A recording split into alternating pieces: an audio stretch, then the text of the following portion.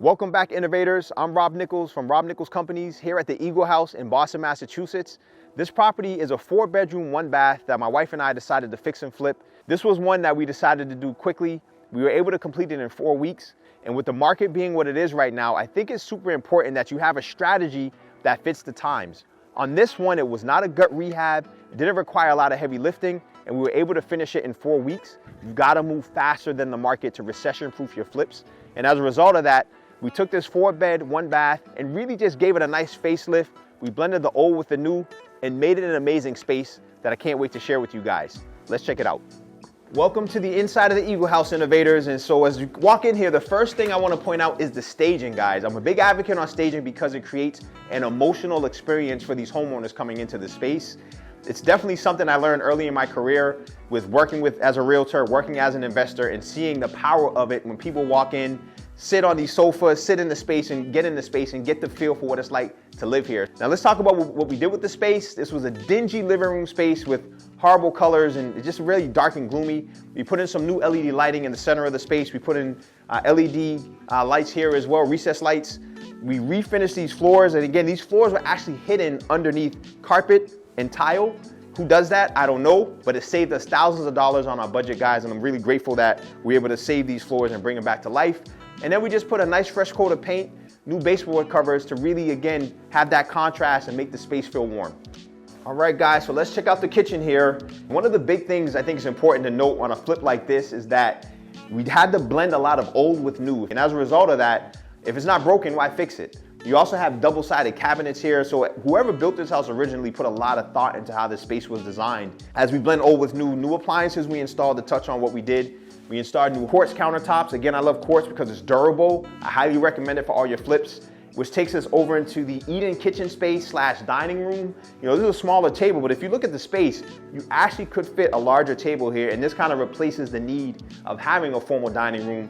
And you have that continuity between the kitchen and the eating area as someone's prepping and folks are here entertaining and speaking. It just creates a nice vibe for the space as folks are here. This is a second shot at life for this light up here. It was a gift from a friend of mine who was living in the Ritz-Carlton. They relocated out of the state. They told my wife and I, hey, we know you guys do flips, and it fits perfectly for the space. We've had it for years, and I'm glad we're able to put it to use and to repurpose it for this family who's coming in here. So this is bedroom 1 of 4. We have 2 on this floor and 2 upstairs. And as you can see, we didn't have to go crazy in here. Really, all we did was add a fresh coat of paint to the walls, the casings, and doors. We put in new brushed nickel hardware, stained the floors. As you can see, we had hardwood floors here before. We knew that in this room. And then put in new baseboard covers and new lighting, and that was it. But what really makes the space, in my opinion, is the staging. When people can come in again and have that emotional connection to a home and see, oh, the bed goes there, it looks very functional, it looks spacious. I can have furniture on this side of the wall, a chair or a desk. They can see clearly that the space fits their needs instantly. And that's powerful stuff. Again, it makes that quick, just natural connection to the space. So here is where we put in a ton of effort, time, and money, guys. So we spent about $12,000 here. This is the most expensive upgrade in this home. And as everybody knows, it's bathrooms and kitchens that sell homes. The kitchen didn't need as much love as this did. But again, if you look at the space now, guys, it's an amazing space. My wife put a nice mosaic tile on the floor, great fixtures, great colors, and it just really makes the space feel like a brand new home. I mean, this is what all the buyers were in love with when they saw this property, guys. And as you can see, she did an amazing job to make this space feel like a high-end home, a high-end bathroom right here in this little house. So welcome to the second floor. As you can see up here, we have 2 bedrooms, and then we have a mystery door here. What's behind it? We're gonna find out right now.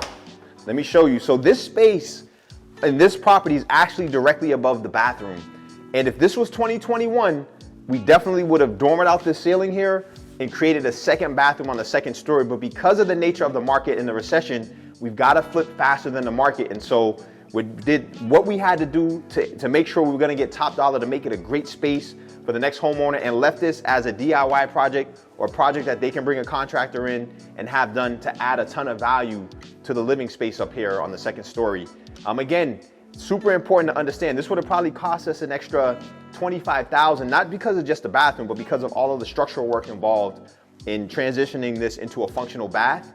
But at the same time, we really, I don't believe, would have gotten much of a return for that, just because it would have taken us an additional month and a half to get this done by adding that type of work and that type of scope to this project. All right, so let's step into bedroom number 1 upstairs here. As you can see from the before video, this place was really gritty, really nasty feeling.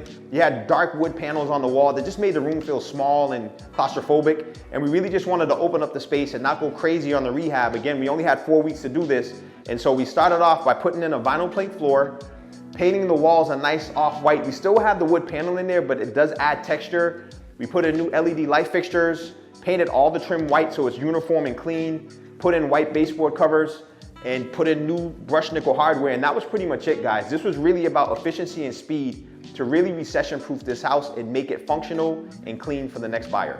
So innovators, you saw the inside of the Eagle house here. As you saw, we blended a lot of old with the new. We didn't go crazy with this project, but again, we were able to really capture a lot of what was here to create great value for the next buyer.